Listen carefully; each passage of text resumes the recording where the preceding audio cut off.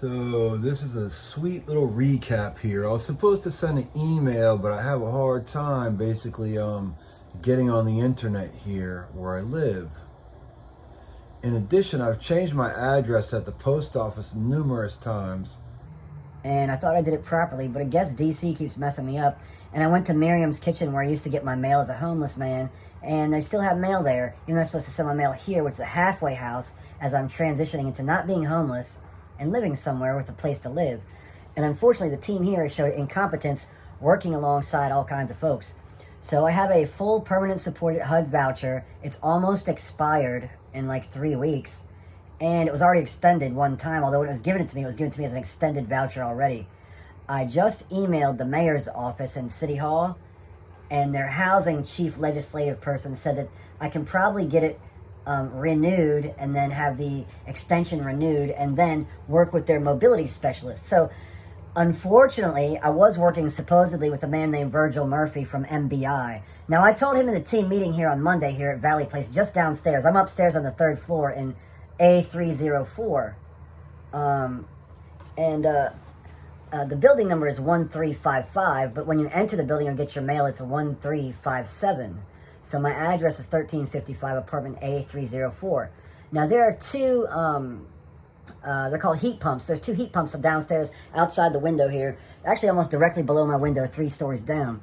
And the 2 ones on the right side used to both have the number A304 on them. When I walked up the hill today and looked at the heat pumps, one says A304, then the next one to the left says A302, but then they changed the sticker to the other one saying A304. So they moved the stickers, and I'm guessing by the time that anything else happens, because I've never videotaped the stickers, I've only spoken about it, they'll change it like A301. But there's 2 heat pumps for the apartment here as labeled downstairs, and they changed the ones that they're labeled to actually today. So today is, it's morning time now, actually, because it's night. It's like 2:30 in the morning. But yesterday, when I noticed that walking up the hill when I came home to cook my food, which I can't cook in the oven anymore because I think they used to cook methamphetamines in there, and someone reminded me of that, so I'm not cooking in the oven anymore, just in the microwave and on the stovetop. They also used to make PCP in the bathtub here, and I'd take showers and step in it, unbeknownst to me, and I'm so mentally ill, I didn't even fucking notice, and so bedraggled and exhausted and hungry all the time. Anyways, my food stamps will run out tomorrow, by the way, no one cares. So I put in an envelope some stuff to send related to Social Security, and I addressed it to my old address at Miriam's kitchen. And I'm going to see if it's redirected here to see if I'm getting my mail sent here. Because I've had things sent to me that didn't arrive here, or they were arrived and given to somebody else, or they arrived for me, but they were actually for somebody else, and I was able to get it somehow. Which is how I have an ATM card for a bank account that I never opened. And I've already filed a police report with that months ago. Someone here ordered an ATM card, and actually it was my old roommate, Kevin. He said, I'm going to need that ATM card, Nate, when the man who works here named Bob gave it to me. And I was like, I ignored Kevin, as I usually do, and I'm glad I did, because Kevin and the other people here are probably the root of causing a lot of issues for a lot of people with PCP and with gassing people with drugs against our will. Anyways, so I sent that letter out today, and this video shows that. And in the future, what I'm going to do is show you if I get the letter here or at Miriam's kitchen or not at all. And I'll show you the receipt and all that jolly good shit. And I fucking got upset and forgot what I was talking about now.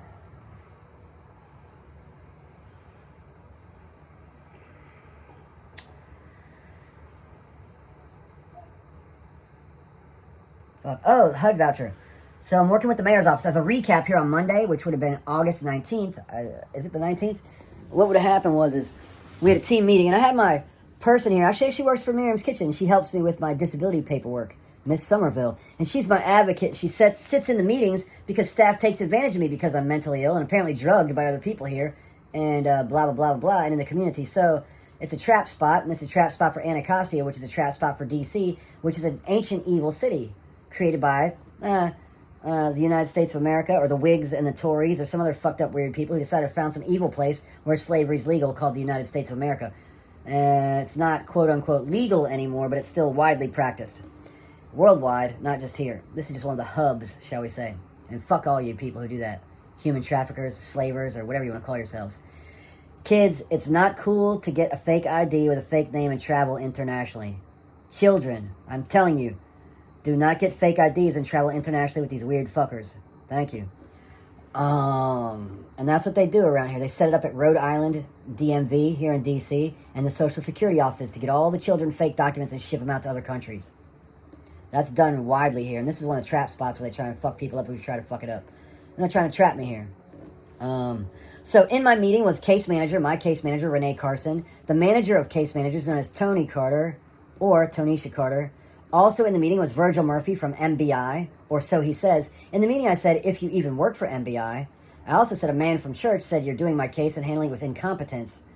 And then, then a guy from Preventive Measures, where I received my psychiatric services and my counseling. I have psych med management for cannabis. They like to put me in the room to talk on the phone and say, oh, you can use the office and sit there and wait. And then the phone, and they're putting gases in that room too, I'm pretty sure.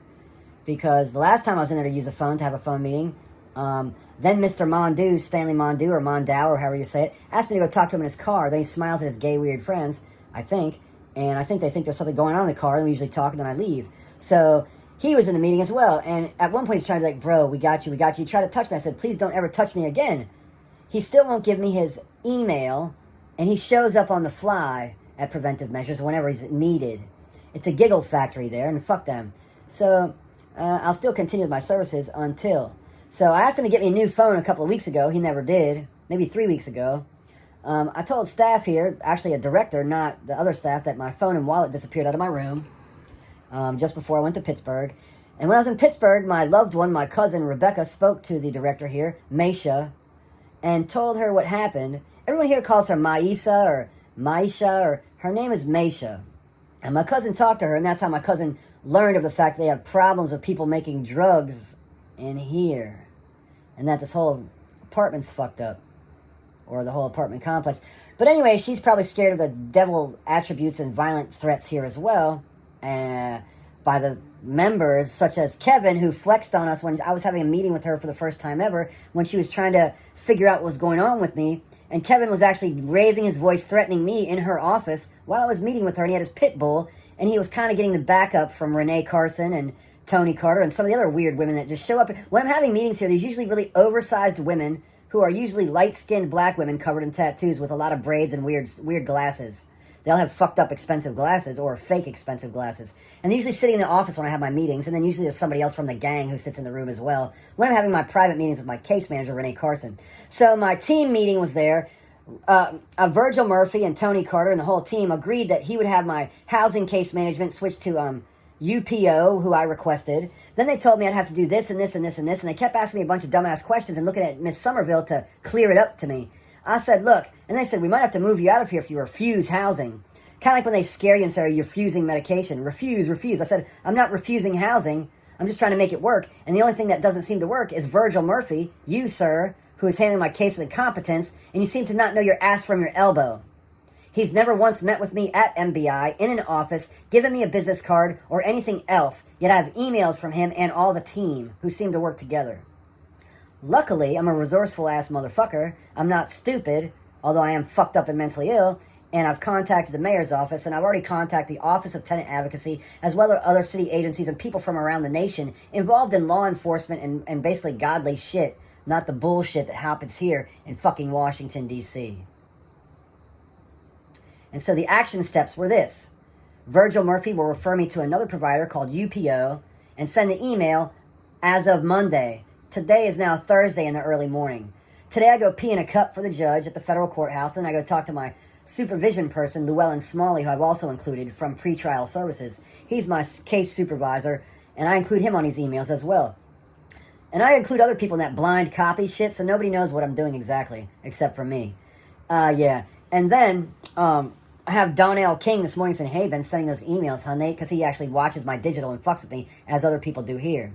So when I'm uploading stuff, they're watching my screen and trying to figure out how to clone all my shit or figure out how to steal shit from me. They're a bunch of pricks. Anyways, so first action item was that. They're going to switch me. Second action item was, there was something else. I have to cancel my Pepco and my insurance that Miss Carter and Mr. Murphy, or Virgil and Tony, helped me set up, or told me to set up, and then say we didn't. But I have emails from them saying, thanks, good work. Then, what's the other thing? Since my CSW, Stanley Mondeaux from Preventive Measures down the hill here on the Martin Luther King Jr. Boulevard, where I recently got punched in the face out front and told, get out of here, whitey. I was trying to discuss with them all about my safety concerns, and they kept saying, so you're going to refuse? You're going to? I'm like, no.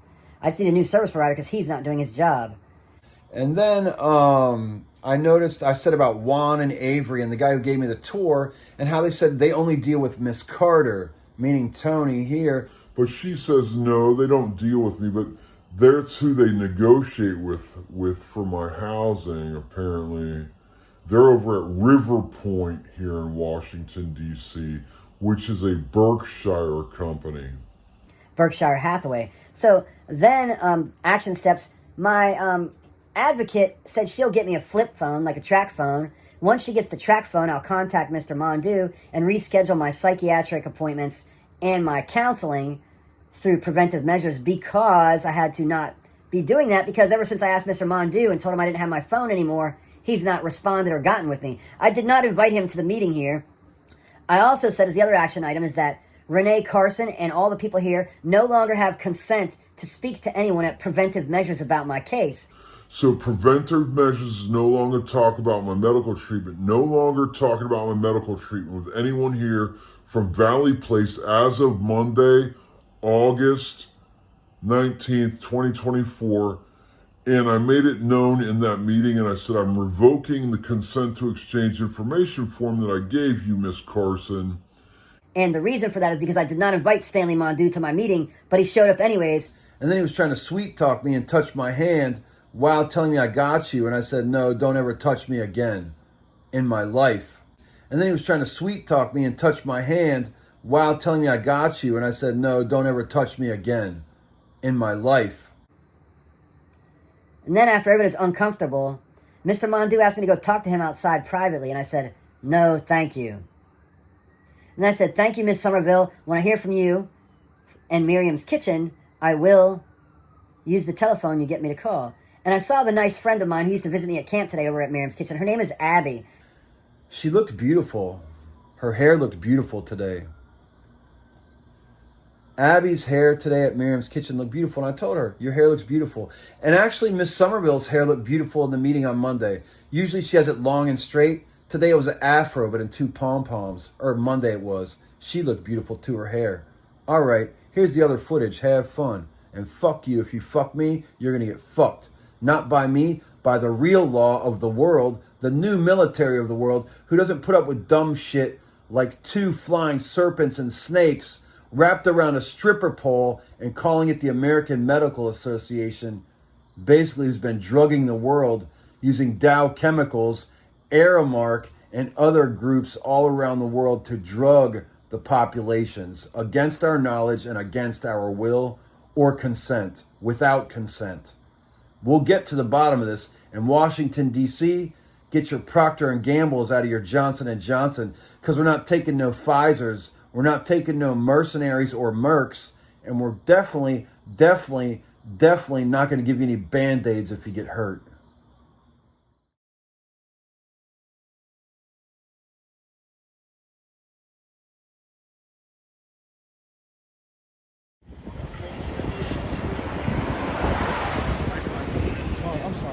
I'm sorry, I've never seen them do that. It's the Blue Angels or some shit.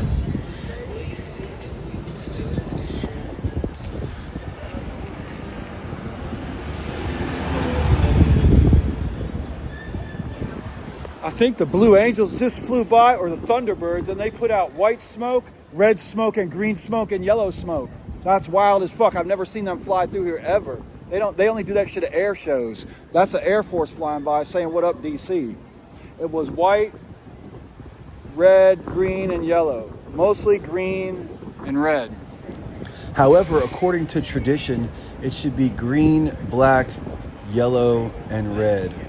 Black, not white.